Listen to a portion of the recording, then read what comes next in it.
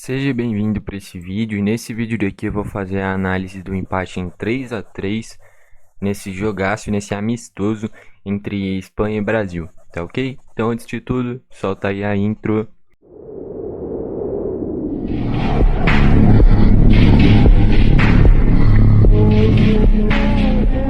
Então vamos lá, primeiro deixa eu falar como é que foi os gols, né? O primeiro gol da partida foi marcado pelo Rodri de pênalti. Logo no início do jogo, jogada do Yamal pela direita, ele vem cortando pro meio. O João Gomes vai meio seco, tenta dar o bote, não toca no Yamal, não foi pênalti. O Yamal se joga, se tem VAR deveria ser anulado esse pênalti. O Rodri bate no meio e faz o gol. Depois vem o gol do Dani Olmo, jogador do Leipzig, um golaço, recebe a bola, vai para cima da marcação, dá uma caneta espetacular no Beraldo. Depois ainda ganha a dividida com o Bruno Guimarães, finaliza de esquerda e faz 2-0. Um golaço. Disparado o gol mais bonito da partida, né? E talvez um dos gols mais bonitos do ano até o momento, né? Depois, a gente dá sorte que a Espanha tem até uma geração boa com bons jogadores, jogadores jovens, mas o goleiro realmente é um ponto frágil da Espanha, o Unai Simón. Até, tipo, para alguns clubes pode ser um grande goleiro, mas para uma seleção espanhola que tinha o Cacilhas até uns dias atrás, ter o Unai Simón é uma queda muito grande. Mas aí também entra do fato do Kepa, que era para ser o substituto, não conseguir render em lugar nenhum. E, enfim, ainda não encontraram o goleiro ideal, vai indo o Unai Simón, que não tem nada demais. Ele dá a entregada pro Rodrigo, o Rodrigo encobre ele, faz o 2-1. Momento em que o Brasil não estava bem no jogo, tá? Tava propício até para a Espanha fazer mais, tava mais próximo até da Espanha fazer o terceiro do que o Brasil fazer o primeiro. O Unai Simón dá essa entregada e a gente vai vivo pro segundo tempo. O Endrick entra no intervalo, ele tem muita estrela. Depois de uma cobrança de escanteio, a bola sobra no pé dele. Ele finaliza de esquerda, firme, forte. Dava pra defender? Dava. Mas, que nem eu falei, o goleiro é o Unai Simón. Então, foi gol. E o chute foi muito firme, era um chute difícil mesmo. Foi ali o gol do 2-2. Depois, outro pênalti inventado para a Espanha. O Beraldo vai numa dividida com o Carvajal. Não precisava ter chegado tão duro ali. O Carvajal não conseguiria fazer nada ali. E aí o Carvajal se aproveita, cava um pênaltizinho safado ali, porque não foi nada. E aí o Rodri faz o terceiro gol, bate pênalti muito bem, bateu numa tranquilidade que parecia que não tinha nem como defender aquele pênalti. Enfim. E aí, pênalti do Carvajal no Galeno. O Galeno foi bem na jogada, ganhou a dividida. O Carvajal puxou a perna dele com a mão. Ali é um pênalti que sim, não tem nem o que discutir. Os outros dois da Espanha, nenhum dos dois foi nada. E o do Brasil foi um lance assim escandaloso, porque o Carvajal puxa com a mão a perna do Galeno. O Paquetá vai lá, bate e faz o 3-3 no último lance do jogo. O Brasil não merecia perder. Não digo nem pela atuação, porque principalmente no primeiro tempo a Espanha foi bem superior. Mas pela arbitragem mesmo, dois desses três gols não deveriam acontecer porque simplesmente não foram pênaltis. Então, o Brasil não merecia sair com uma derrota aí por conta da arbitragem. Destaques da Espanha. Vale destacar que hoje em dia, no cenário mundial mesmo, é raro encontrar alguma seleção que tenha laterais bons, tá? A Espanha tem um bom lateral direito, que é o Carvajal. Por outro lado, na esquerda, é o Cucurella. E o Cucurella vive um momento ruim e é um jogador mediano. É um cara que criou até uma certa expectativa pelo que fez ali no Retafe e tal. O Chelsea contratou, bem marromeno, não é nem titular absoluto, joga de vez em quando. Eu não gosto dele, eu acho ele ruim. Mas do outro lado tem um excelente lateral direito. O Rodri, é absurdo o que o Rodri joga. É um cara que distribui o jogo, comanda o jogo numa facilidade muito grande. O craque da partida, eu já vou antecipando, pra mim foi o Lamine Yamal. Jogou demais. Durante todo o tempo que teve em campo, jogou demais e foi o melhor da partida. Bons passes, boas jogadas, sofreu o primeiro pênalti, criou bons dribles. Enfim, o Yamal jogou muito. E pra mim foi o craque da partida. O gol do Olmo é uma assistência dele, né? Então é ele que sofre o pênalti no primeiro gol, é ele que dá assistência pro segundo gol. E é ele que deu o trabalho o jogo inteiro pro Wendel. Enfim, pra mim o Yamal foi o craque da partida. O Olmo foi muito bem. O Nico Williams foi meio sumido. E o Morato meio sumido também. Dos que entraram, o Sunset, o Oyarzabal, o Jesus Nava e o Cubarsi, nenhum se destacou muito também. Entraram mais para a reta final do jogo. Destaque do Brasil. Destaques. O Bento, muito bem, aproveitou muito bem a oportunidade nesses dois jogos. Contra a Inglaterra ele não toma gol. Contra a Espanha, desses três, dois é de pênalti, em dois pênaltis que não aconteceram. E o gol do Dani Olmo é um gol que ele entra quase dentro do gol para finalizar de esquerda. Então o Bento não tem a menor culpa em nenhum dos três gols. Por outro lado, fez defesas importantíssimas e passou uma tranquilidade muito grande. Hoje, por justiça, os três goleiros da seleção brasileira são Alisson, Ederson e Bento. E como o Alisson e o Ederson estão machucados, o Bento tem que ser o titular.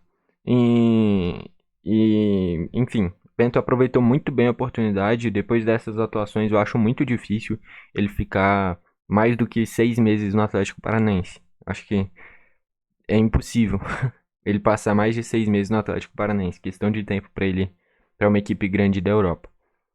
O Danilo, a gente viu uma disparidade muito grande, né? Porque o Dorival usou o primeiro tempo o Danilo, o segundo tempo o Ian Couto. São jogadores que parecem até de posições diferentes, né? O Danilo é um lateral quase zagueiro. E contra a Inglaterra ele foi muito bem.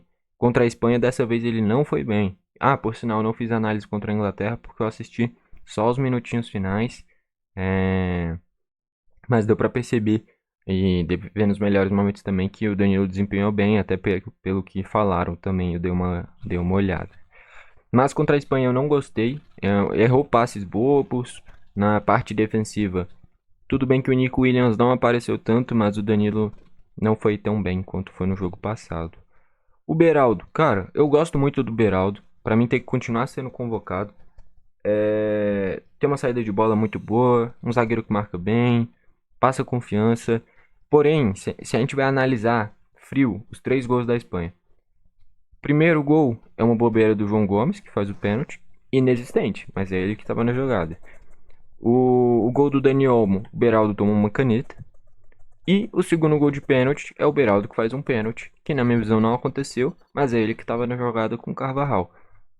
Então, dá para colocar a responsabilidade em dois dos três gols no Beraldo.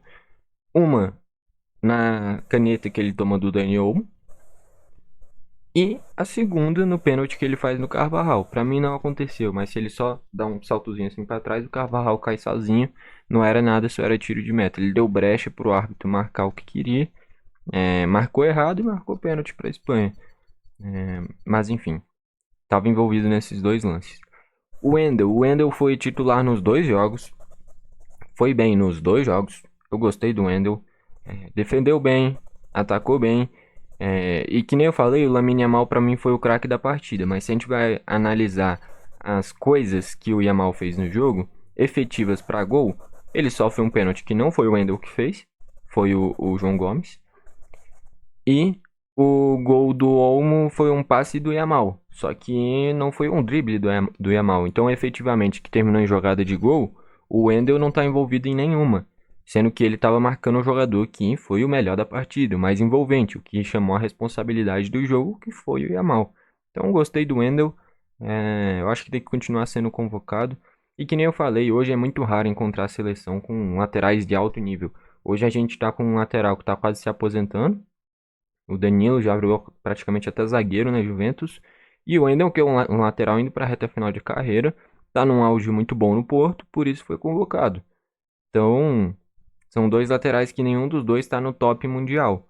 O Danilo está em uma equipe top mundial, mas ele não está em uma circunstância de ser protagonista. Está em uma circunstância de estar lá porque é ídolo. Ou consagrado, com muita experiência. Fabrício Bruno foi bem também. No meio de campo, eu achei que nenhum dos três foi bem, tá? Não gostei de nenhum dos três. O João Gomes, principalmente, eu achei bem mal na partida. O que eu teria feito? Eu teria colocado André, Douglas Luiz e Andrés Pereira. E tirado os três do meio de campo. O Dorival fez parecido. Ele colocou o André, colocou o Andrés Pereira e deixou o Paquetá e o Andrés, mas à frente só o André atrás. Eu teria colocado. Mas lógico, eu não sou técnico da seleção. Mas eu teria colocado o André e o Douglas e o Andreas de meio campista e tirado o Paquetá. E o Paquetá jogou Nesse meio mais avançado, depois quando tirou o Vinícius, colocou o Paquetá mais para ponta esquerda, foi mexendo o Paquetá no jogo inteiro e não tirava ele do jogo, sendo que ele fez uma partida ruim. Ele fez o gol do empate? Fez, mas ele não acertou quase nada o jogo inteiro. Enfim, então o Bruno Guimarães eu achei que foi mal na partida. No gol do Dani Olmo ele vai mole e o Olmo ganha a dividida. O João Gomes estava envolvido no pênalti da Espanha e com a bola não conseguiu criar nada. E o Paquetá também não conseguiu criar nada. Deu sorte que teve o pênalti e ele converteu. Mas esse meio de campo eu achei que foi abaixo nesse jogo contra a Espanha. Até por isso, a Espanha no primeiro tempo foi amplamente superior ao Brasil. Passa muito por esse meio de campo e eles terem a bola. No ataque, o Rafinha achei abaixo. E eu acho que hoje é definitivo. O ataque do Brasil tem que ser Vinícius Júnior, Endrick e Rodrigo. Acho que tá na cara isso daí. E o Rafinha vai ter que perder essa vaga. O Vinícius Júnior eu achei abaixo, tá? Criaram toda uma história pra ele nesse jogo e ele não fez nada. Literalmente nada. Errou tudo, errou passe, errou finalização. Partida bem abaixo. Eu diria que dos titulares, dá pra destacar que os que foram pior. O Beraldo tá envolvido em dois lances que resultaram em gols. O meio de campo abaixo. O Rafinha sumido e o Vinícius Júnior sumido também. Nenhum desses daí conseguiram criar coisas interessantes no jogo. O Rodrigo, por outro lado, foi bem. É ele que aproveita o passe errado do Unai Simon. E também não conseguiu fazer uma grande atuação, mas ele foi efetivo na chance que teve. Entraram o Ian Couto, e aí que eu falei da diferença muito grande do Danilo. De um lado a gente tem um lateral quase zagueiro, que é o Danilo, e do outro um Ian Couto, que é um lateral quase ponta, né? Eu achei que o Ian entrou mal, entrou muito nervoso, entrou tentando mostrar serviço e acabou se perdendo muito, prendendo muito a bola. Errou algumas jogadas bestas. Achei que entrou mal. O André entrou de mediano para mal, também não entrou muito bem no jogo. O Douglas entrou mais na reta final, mas conseguiu entrar bem. E para mim esse meio de campo titular da seleção é Bruno Guimarães, Douglas Luiz e Paquetá, tá? Com essas opções que tinha aí pelo menos, para mim seria esse o meio de campo. Se a gente vai comparar o João Gomes com o Douglas Luiz, eu traço da seguinte forma: quem tá há mais tempo na Europa? Douglas Luiz. No clube que tá, quem que tá fazendo uma temporada melhor? Douglas Luiz. O João Gomes joga no Wolves. O Wolves é uma equipe de meio para baixo da tabela. O Douglas está no Aston Villa, uma equipe que chegou a ser líder da Premier League, tá pegando vaga em competição europeia, mesmo tendo tantas equipes boas na, na Premier League, sendo que o Douglas está fazendo muitos gols para um meio-campista.